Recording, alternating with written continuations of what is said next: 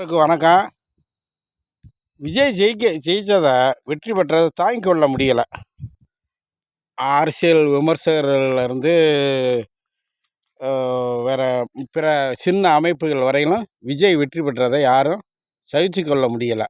கேட்டால் கொள்கை இல்லை, கொள்கை இல்லை, கொள்கைன்னா என்னன்னு தெரியாது, ஒரு போராட்டமில்ல, அது இதுன்னு அப்படியே வறுத்து எடுக்கிறாங்க. விஜயை ஜெயிச்சதை தாங்கிக்க முடியாமல் வெந்து போய் அப்படியே நூலாகிறாங்க.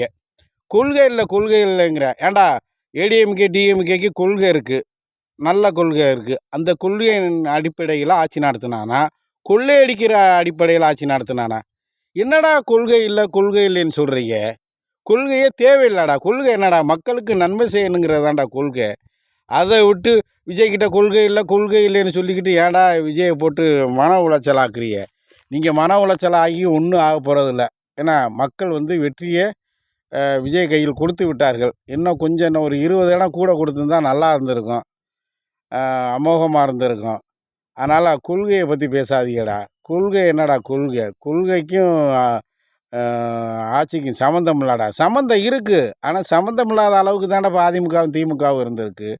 நல்ல கொள்கையை தான் வச்சுருக்கேன். அந்த கொள்கை அடிப்படையில் ஆட்சி நடத்தினானா, நிர்வாகம் பண்ணானா? கொள்ளை அடிக்கிறதுல மட்டும்தான் அவன் நிர்வாகம் பண்ண ஆட்சியை நடத்தினேன். அதனால் கொள்கையை பற்றி பேசாதடா. கொள்கை தேவையே இல்லைடா. கொள்கைங்கிறது அது ஒரு கோட்பாடே தவிர, அது இந்தியாவில் கொள்கைக்கும் கட்சிக்கும் ஆட்சிக்கும் சம்மந்தம் இல்லாமல் தான் இதுவரையிலும் இருந்திருக்கு.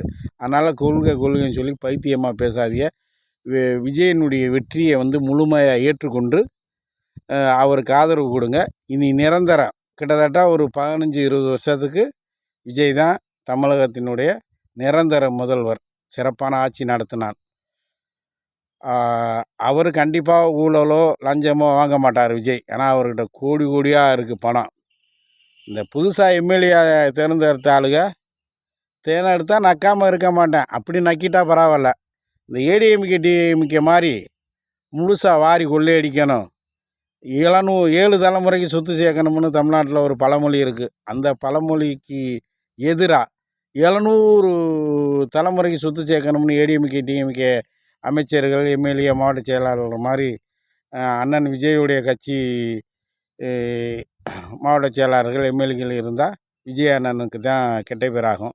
அப்படி உருவாகும் பட்சத்தில் அவர் நிரந்தரமான தமிழக முதல்வராக இருக்க முடியாமல் போயிடும். அதனால் விஜய் கட்டுப்படுத்தணும்.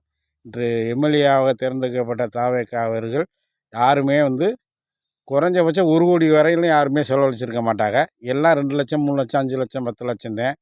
அதை மனதில் நிறுத்தி கொண்டு தாவேகா எம்எல்ஏக்கள் மக்களுக்கு முழுசாக சேவை செய்யுங்க. அதை விட்டு ஏடிஎம்கே டிஎம்கே மாதிரி கொள்ளையடிக்கிறதுல கவனம் செலுத்தாதீர்கள்.